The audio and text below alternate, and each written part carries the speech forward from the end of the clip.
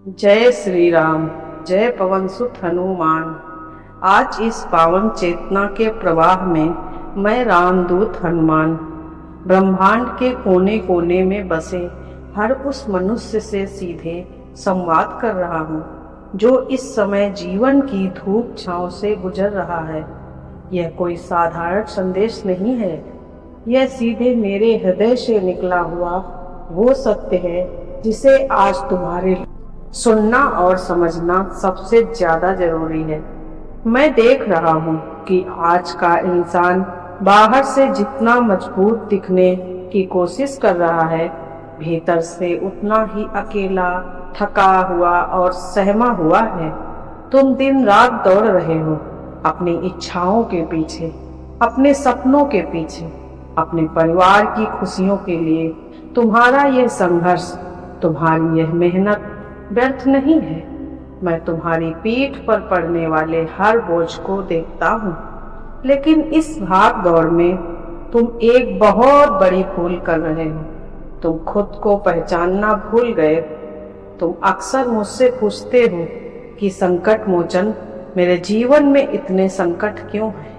मैं इतनी मेहनत करता हूँ, फिर भी मुझे वह फल क्यों नहीं मिलता है जिसके मैं योग्य हूँ। आज मैं तुम्हें इसका सबसे बड़ा रहस्य बताता हूँ। जब तुम लंका के किनारे खड़े उस विशाल समुद्र को देखते हो तो तुम्हें याद आता है कि मैंने उसे एक छलांग में पार कर लिया था। लेकिन क्या तुम जानते हो कि समुद्र लांघने से ठीक पहले मेरी स्थिति क्या थी?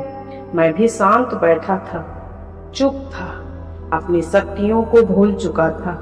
जब जामवंत जी ने मुझे मेरी सोई हुई शक्तियों की याद दिलाए, तब मेरे भीतर का वो विराट स्वरूप जागा जिसने एक ही पल में पूरे समुद्र को छोटा साबित कर दिया। आज मैं तुम्हें यही याद दिलाने आया हूँ कि तुम साधारण जीव नहीं हो।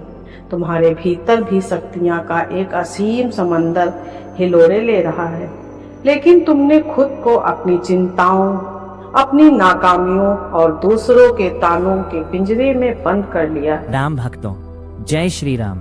जय पवन पुत्र हनुमान। हम जानते हैं कि आज की इस भाग दौड़ भरी जिंदगी में समय के अभाव या किसी अन्य कारण से हर किसी के लिए खुद खड़े होकर भंडारा करवाना संभव नहीं हो पाता। लेकिन प्रभु की सेवा और पुण्य कमाने का रास्ता कभी बंद नहीं होता।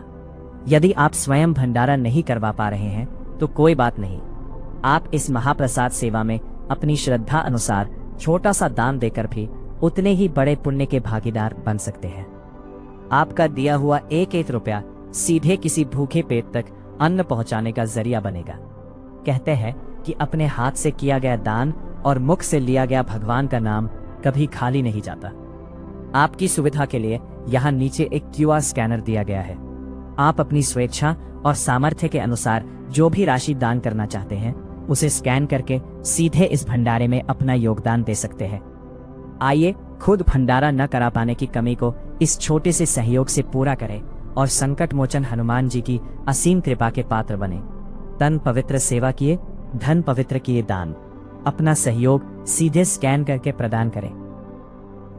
आज के इंसान की सबसे बड़ी समस्या है कि वह अपने ही मन के भीतर एक लंका बनाए बैठा है। इस लंका में नकारात्मक विचार, हीन भावना, डिप्रेशन और अकेलेपन के राक्षस रोज तुम्हें डराते हैं। तुम बाहर की दुनिया से तो लड़ लेते हो, लेकिन अपने भीतर चलने वाले इस युद्ध में रोज हारने लगते हो। जब तुम रात को अकेले बिस्तर पर लेटे होते हो और भविष्य की चिंता तुम्हें सोने नहीं देती, तब याद रखना कि मैं तुम्हारे बहुत पास होता। मैं तुम्हारे उस हर आंसू को देखता हूँ जो तुम दुनिया के डर से किसी को दिखा नहीं पाते हो। मनुष्य का स्वभाव है कि वो परिस्थितियों के सामने जल्दी घबरा जाता है। जरा सोचो, जब लक्ष्मण जी को शक्ति बाण लगा था तब प्रभु श्री राम भी एक पल के लिए व्याकुल हो गए थे। संकट आना जीवन का एक नियम है, लेकिन संकट के सामने घुटने टेक देना तुम्हारी नियति नहीं है। मैं पूरी रात उड़कर द्रोणागिरी पर्वत ले आया क्योंकि मुझे अपने प्रभु पर और अपने कर्म पर अटूट विश्वास था। तुम्हें भी अपने जीवन में यही अटूट विश्वास पैदा करना होगा। आज का इंसान रिश्तों के बिखराव से बहुत दुखी है। तुम जिससे प्रेम करते हो, जिसके लिए अपना सब कुछ नाव पर लगा देते हो, वहीं से धोखा या अपेक्षा मिलती है।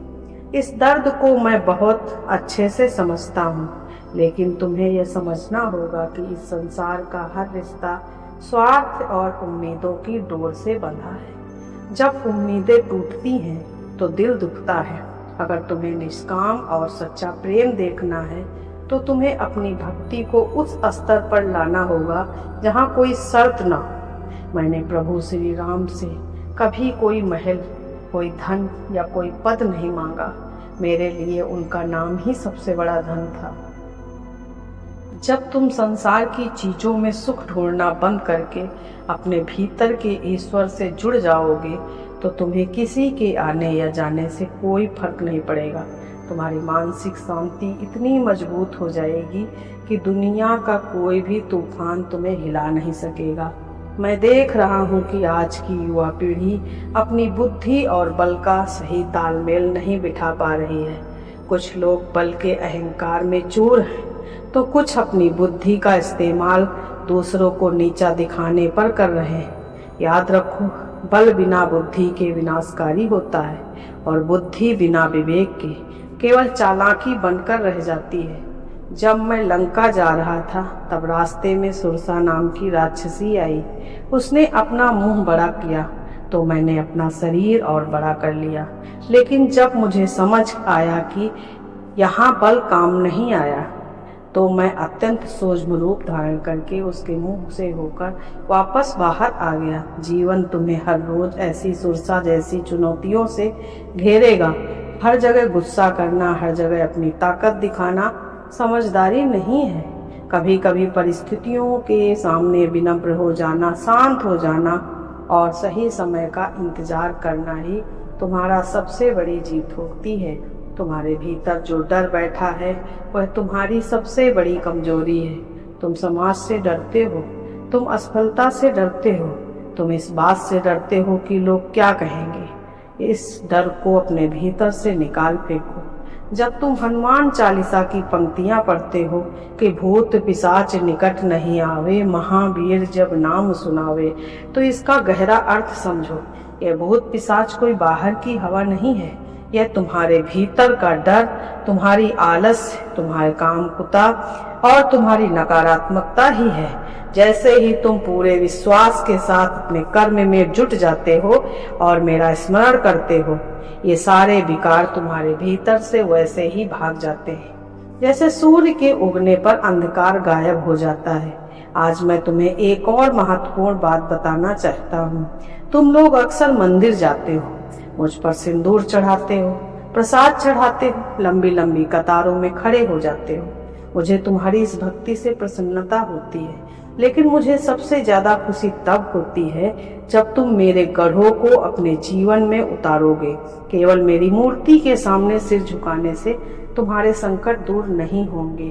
तुम्हें अपने भीतर के हनुमान को जगाना होगा।